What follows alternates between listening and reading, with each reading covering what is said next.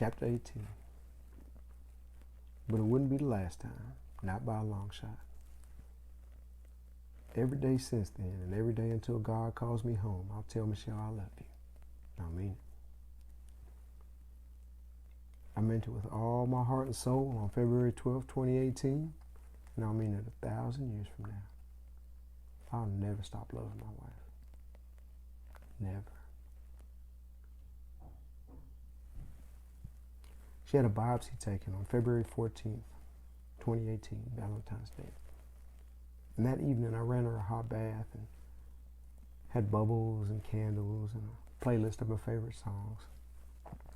And I sat next to her outside the tub and washed her hair while the jets made giant clouds out of the bubbles. And when she was good and relaxed, I went and started dinner. Later that night, we exchanged gifts and just basked in the glorious sensation of happiness I felt. My heart was so full, and every fiber of Michelle's being let me know that she felt the same way. Our cups runneth over, and we marveled together at a God that loved us so much that he gave us each other right when we needed it the most.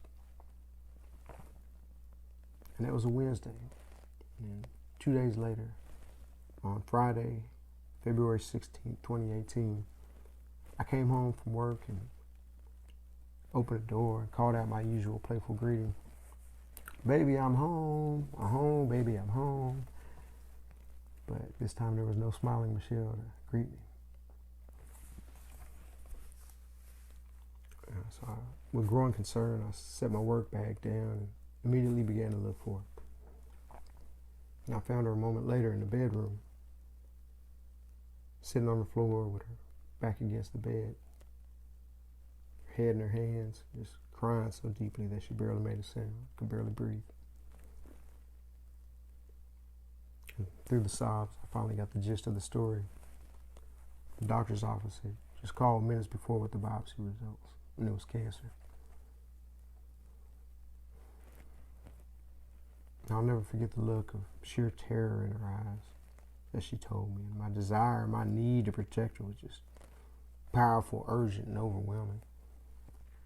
And I took a knee next to her and I lifted her arm over my neck like that and put one arm under her bent knees and one behind her like that and lifted her up. Cradled her like that, close to me, and then just kissed on her and held her like that for long enough to both of our faces to be wet with each other's tears. Just a long moment like that, just holding her. Then I set her on her feet and held her on her shoulders, just firmly in front of me. And she stopped crying and she just looked at me.